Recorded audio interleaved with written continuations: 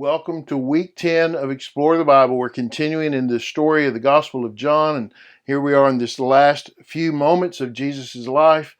He's just been arrested, betrayed by Judas, and brought before the Sanhedrin, and now the Sanhedrin is working to get him before Pilate.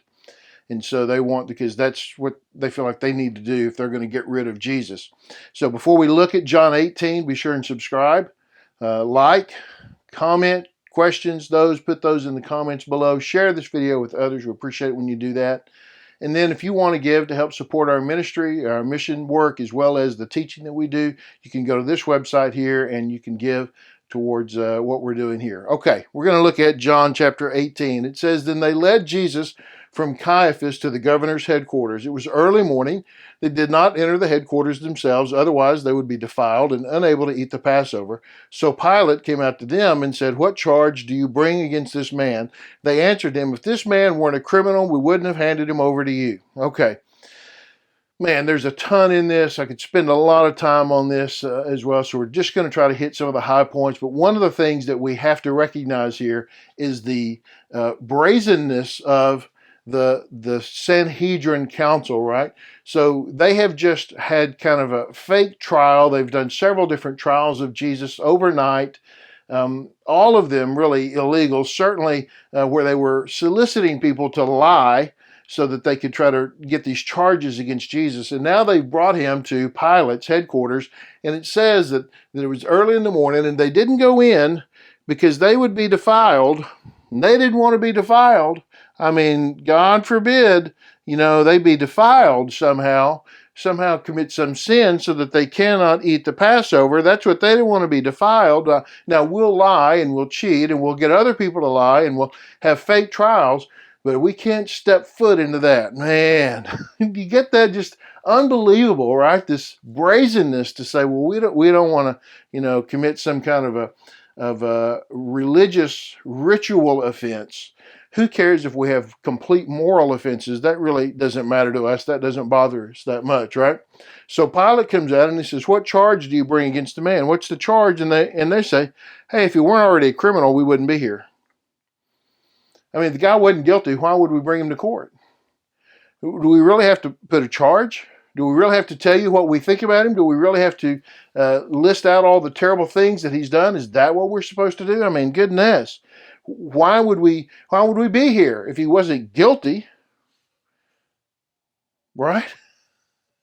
It's pretty brazen, right? Okay, then look. Pilate told them, "Well, you take him and you judge him according to your law. It's not legal for us to put anyone to death," the Jews declared. They said this so that Jesus' words might be fulfilled, indicating what kind of death he was going to die. Okay, this is an interesting statement. It's not legal for us to put anyone to death. And it's interesting because I want you to think about what happens 2 or 3 months later, and you've got Stephen, who is preaching the gospel in Jerusalem, and what happens?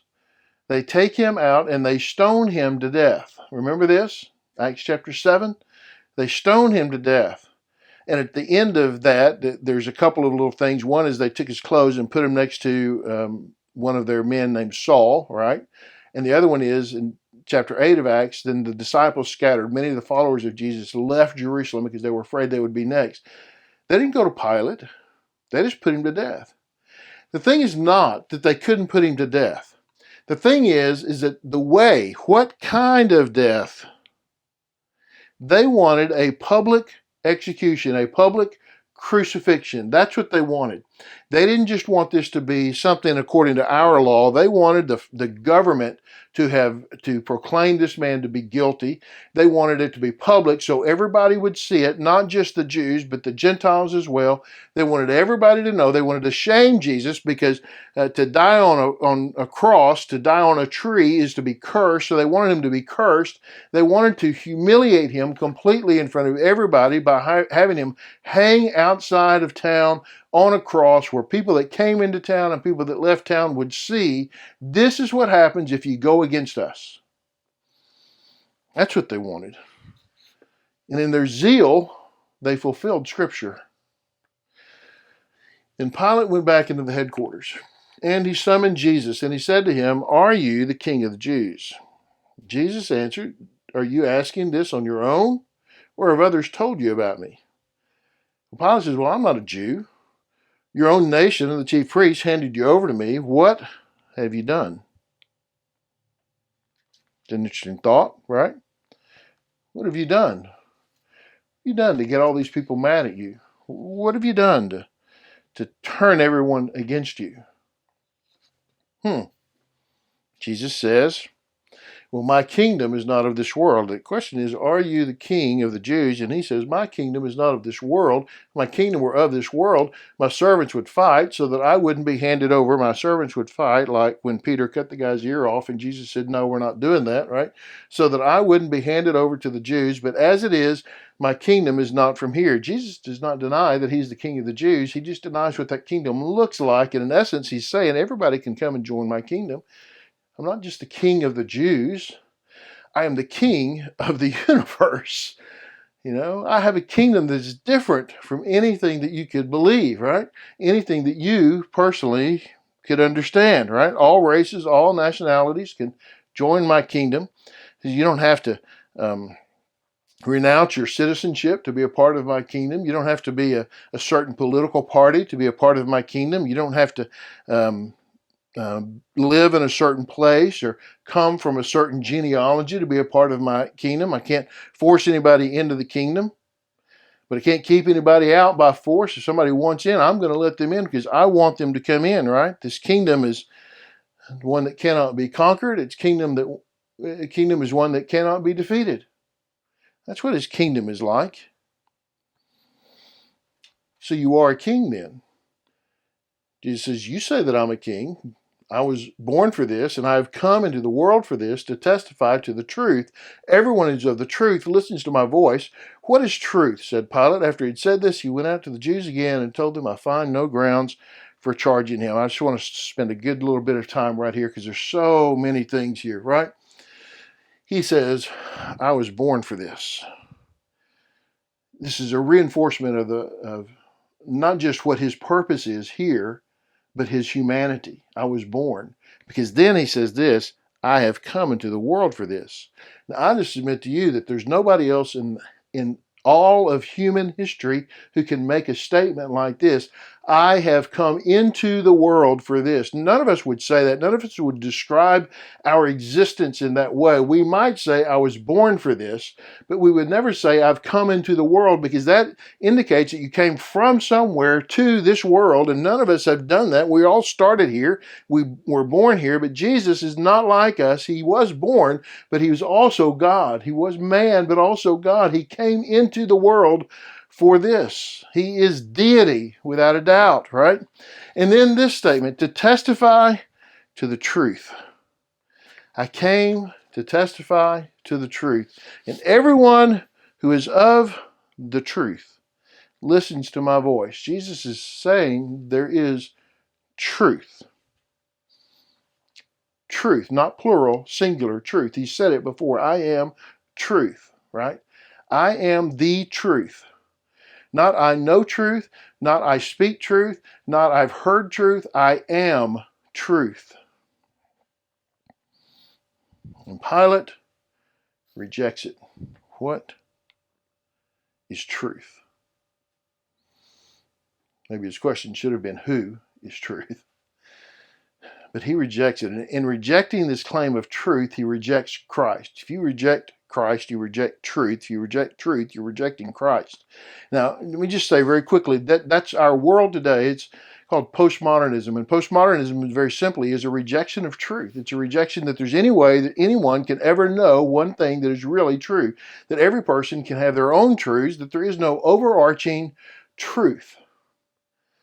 Postmodernism is a rejection of Christianity and the tenets of Christianity so clearly, right? It results in several things. We see it today influencing our lives by this. If I can reject truth, then I'm at the center of everything, right? I'm at the center of everything because I get to determine my truth. And this narcissistic outlook is very much alive today in the world, right? And the second thing is that that how I look at truth, at the past, is what matters, not what happened in the past. So that I can take anything that happened in the past and reimagine it in today's current world and then destroy it. I can take things that were said 30, 40, 50, 60, 200 years ago and make them mean things they never could have meant, never would have meant, so that I can then dismiss them. This is cancel culture. That's what it is. And the last part is, if there is no objective standard for truth, then there is no objective standard for morality. And so I get to make up my own morality. And I can claim that really morality, my own personal morality, is more important than anybody's idea of what objective truth is. You may have remembered Alexandria Ocasio-Cortez, AOC, made a statement that said, I think there are a lot of people more concerned about being precisely, factually, and semantically correct than about being morally right. This is postmodernism at its heart.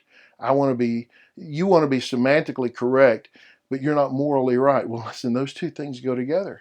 You can't be morally right and untrue at the same time. It doesn't happen. And that was certainly what they wanted to do. And so God is at work now, like he was in the first century. And I think we see in the first century this, what is truth? That's a statement that fits today, and yet the gospel did really good in the first century.